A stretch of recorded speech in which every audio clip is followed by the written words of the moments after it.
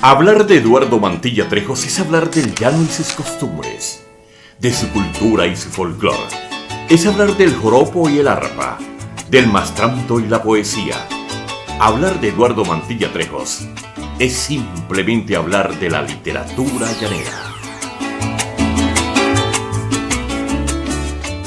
Nació un 19 de mayo del año 43, en una vereda del Casanare, hijo de padre colombiano y madre venezolana, quienes por la violencia de los años 50 son desplazados hasta llegar al Arauca, frontera con Venezuela, donde vivió su niñez y se impregnó de su cultura.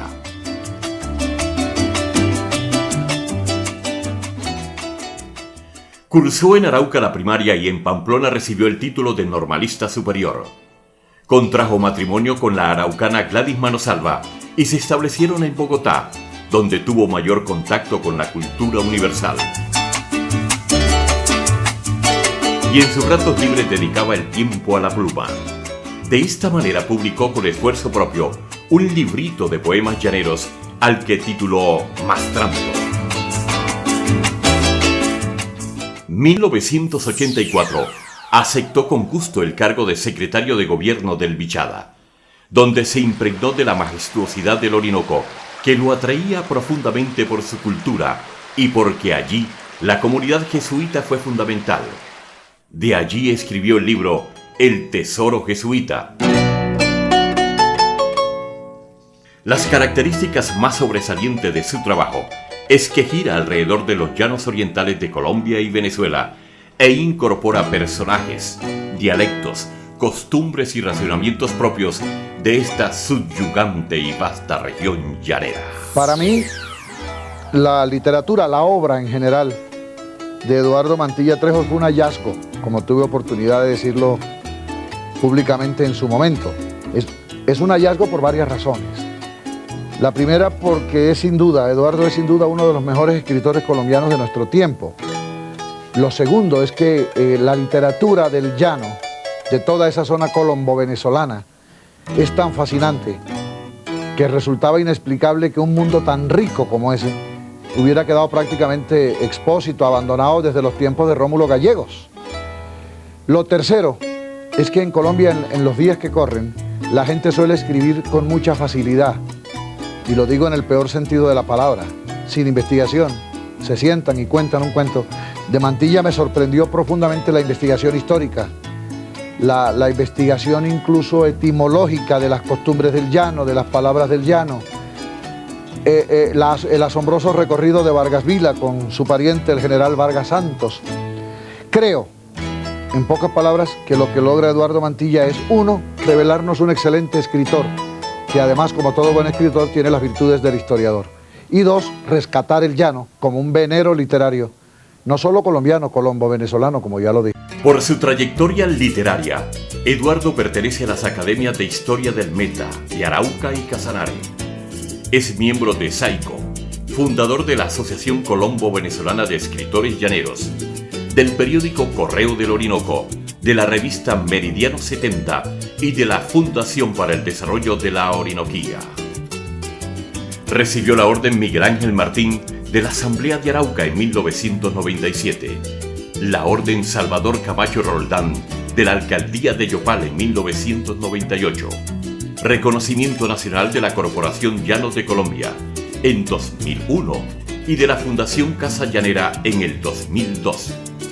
Medalla de Oro de la Alcaldía de Arauca en el 2005. Ganador del concurso de la canción inédita en el Torneo Internacional del Joropo en Villavicencio en 2003. Primer premio en el concurso Colombo Venezolano de Novela Llanera en el 2016. Es autor del himno de Agua Azul en Casanare y del himno de Puerto Rondón en Arauca. En 50 años de actividad artística y cultural, ha sido participante, organizador, jurado y conferencista en cientos de festivales culturales del país.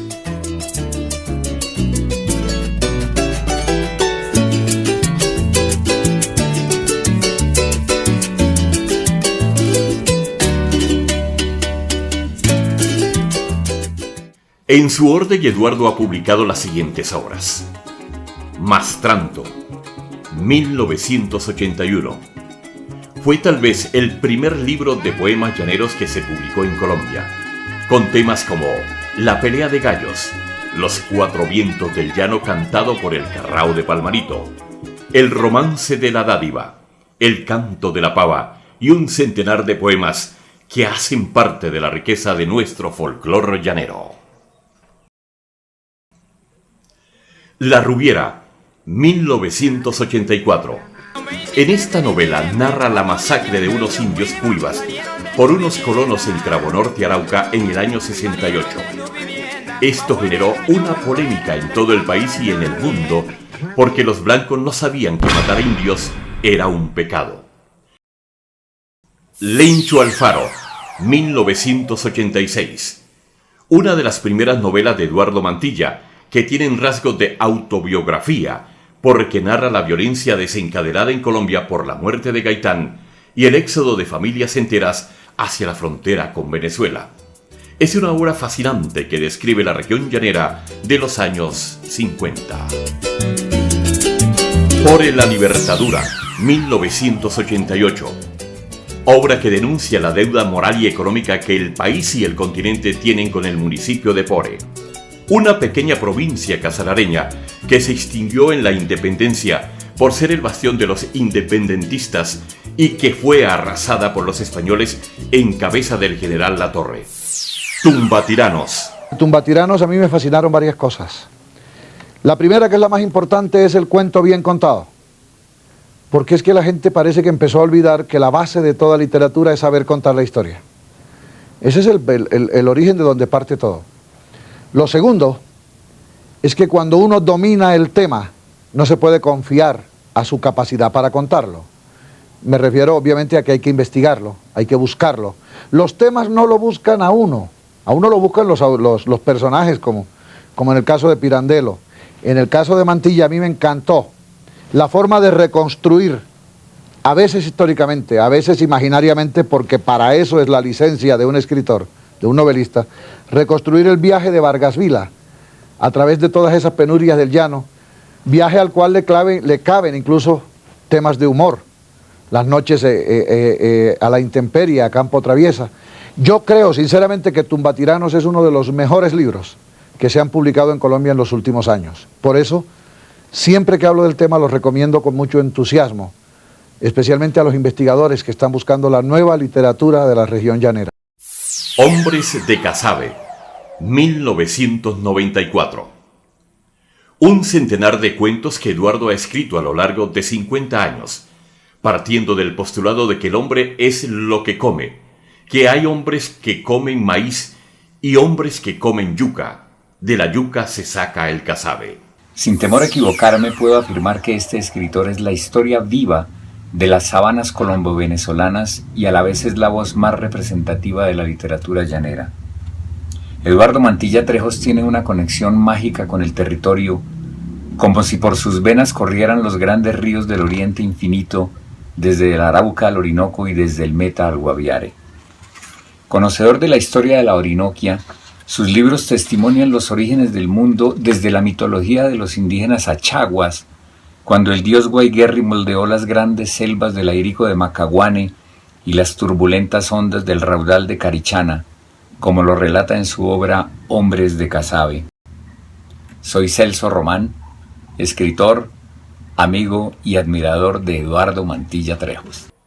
El tesoro jesuita, 1996.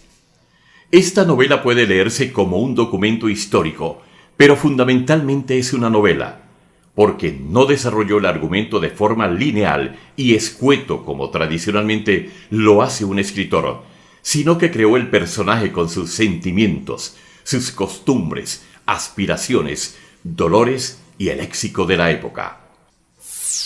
Serpientes y otras sierpes, 2000. Este libro de cuento lo dedicó a Nicolino Matar Chipiaje, navegante mitad indio y mitad sirio-libanés, que le enseñó los recovecos del gran río Orinoco hasta conocer el punto donde fue fusilado por Emilio Arévalo Cedeño, el sanguinario Tomás Funes. En las soledades del Orinoco, Eduardo tomaba notas para escribir este libro en su paso por el Vichada. El séptimo marido 2006. Novela ganadora del concurso Colombo Venezolano de novela llanera inédita, cuyo contenido literario traza el perfil psicológico de personaje fascinante de esta obra, destacando los lugares y las costumbres del llano. Llano Mágico, 2011. Como complemento de su trabajo poético, el escritor grabó y registró un CD con 20 de sus mejores poemas, musicalizados por el gran arpista David Parales Bello. Bostezo grande de muro, con soliloquio de piedras, extravié junto a la vida la llave de abrir mi puerta. Que permiten apreciar las actitudes de Mantilla como declamador y quien a lo largo de su vida ganó cualquier cantidad de festivales y de otros como compositor.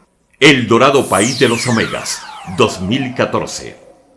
Es una importantísima obra que muestra el llano como un polo de desarrollo y sus riquezas para economía del país. Dentro de las investigaciones, Mantilla Trejos escribió la monografía de la Orinoquía colombiana, publicada por el Corpes de la Orinoquía en 1996, y es un documento monográfico de más de 20 años de investigación y que se llamaba inicialmente La Serpiente Enroscada. Realizó los trabajos de investigación monográficos para los municipios de Tauramena y Crabo Norte y del departamento del Vichada. Años más tarde, aparecían publicadas las colecciones Casanare, Araguat y Bicentenario. Como gestor cultural, cabe mencionar que Eduardo Mantilla promovió en 1985 el primer encuentro colombo-venezolano de escritores llaneros. Sobre este encuentro, Eduardo publicó las memorias en un libro que se llamó Sobre los Llanos.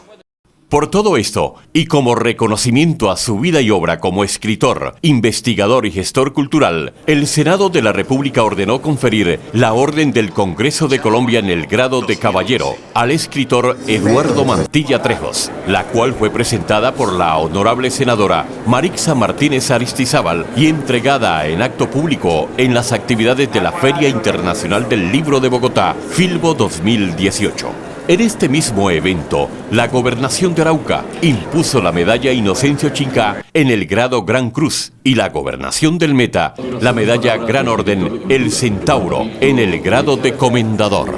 Condecoraciones que lo convierten en el único escritor en obtener tan importantes distinciones en toda la historia de la región llanera colombiana.